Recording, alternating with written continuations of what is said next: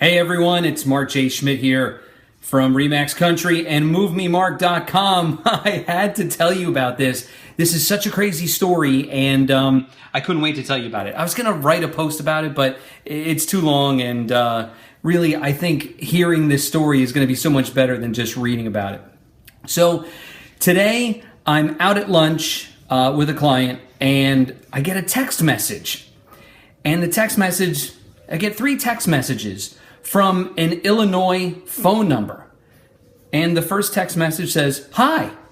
Then it says, "Seen your video on YouTube of how you know if you're buying a haunted house." It said, "Am I speaking to the right person?" I was like, wow, who could this be? Now, if you're not familiar with it, so I put all my videos on YouTube, and one of the videos I made once was, and I believe it was during March Madness one year, was how to know if you're buying a haunted house. Like, does the seller have to disclose that the house is haunted? What is it? How do you know that the house is haunted? So I was intrigued, and I said, "You are speaking to the right person. What can I do for you?"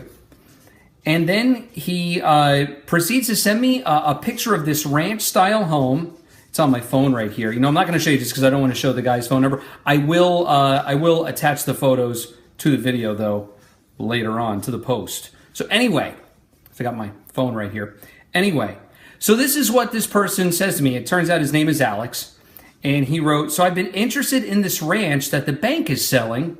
And a realtor said usually when the bank is selling a house, they usually sell them cheaper because they are foreclosures.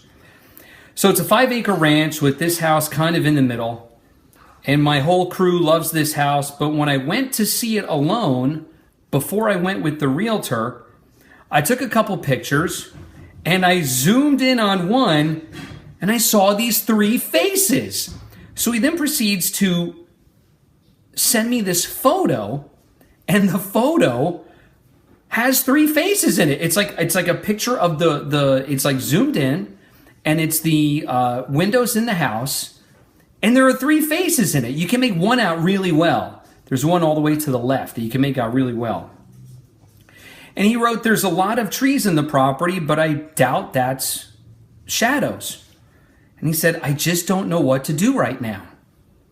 So I wrote back, I said, "Wow, that's crazy. Are you still thinking of buying it?" And he said, "I gave an offer before I zoomed in on the windows."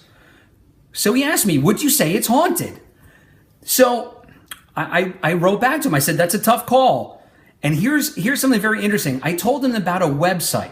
So I mentioned this in one of my March Madness videos this year.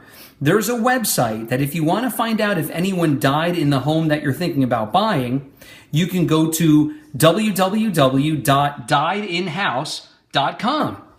So I said, you might want to check out diedinhouse.com and see if anybody, died in the house. So he wrote back, "I don't know how much you know about haunted houses, but if there's something up with it, do you know of anything or any way of fixing it?" Now listen, I've been kind of a haunted house buff for a long time. I love watching shows like A Haunting and movies like The Conjuring and stuff like that. So I said, sometimes it can be as simple as a house blessing or a smudging. And for extreme cases, you might need an exorcism. So he's like, "Geez, that sounds rough." He says, "I guess the first step I'm going to do is look into the website." So he looked into the website. It turned out, so he went to diedinhouse.com. It turned out that someone actually did die in the house. And he was like freaked out. He sends me this text with screenshots from diedinhouse.com, and it showed that, yes, someone actually did die in the house, I think in 2006 or something. So he was like, "I don't know, what do I do now? I'm not sure. Should I buy the house? Should I not?" I said, "You really have to, go with your gut. If your gut says it's going to be okay, then buy it, And basically, if you go into a house and it feels heavy, feels like there's a presence there, don't buy the house.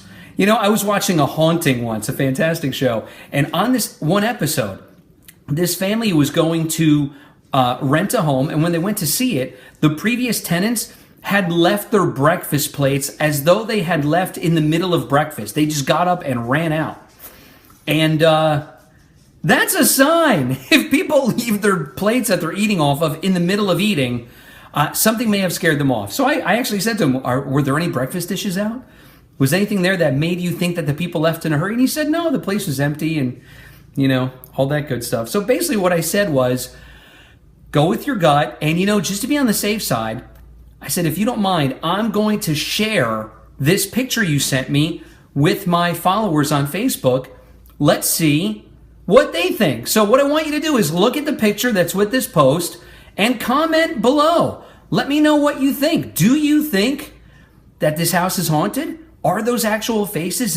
Is it a smudge on the window? Are we all making too much of this? Let us know what you think, and I'm going to let him know that everyone is going to be commenting, and let's see what happens. I'm excited to find out what you think about it. But boy, let me tell you something. This right here, the power of the internet. I put that video on YouTube, and someone in Illinois is like, hey, I need your help, Mr. Haunted House Real Estate Guy. And hey, listen, if you're looking for a house, don't forget, go to www.MoveMeMark.com. But check out the picture. Let me know what you think. I'll talk to you soon. Bye-bye.